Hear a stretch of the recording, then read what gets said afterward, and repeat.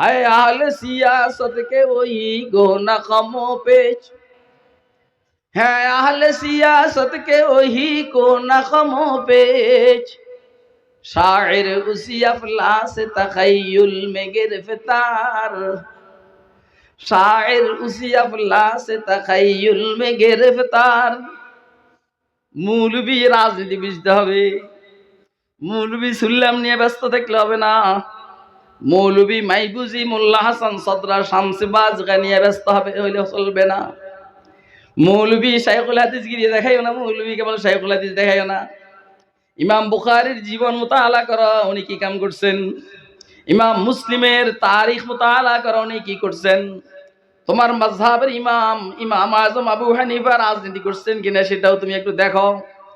ইবনে তাইমিয়া তো জীবনের বিশাল অংশ জেলখানার মধ্যে ছিল, ওনার তারিখও তুমি মুতাআলা করো। কথা কয় না কেন? কয় আমাদের মাদ্রাসার মধ্যে কোনো রাজনীতি নাই। তোর কওমি মাদ্রাসার মধ্যে রাজনীতি নাই, তার অর্থ হইল তুই পরিপূর্ণ মৌলবি না। কথা কয় না? আপনারা আমার কথা বুঝেন? কে কে বুঝেন হাত তুলে দেখা।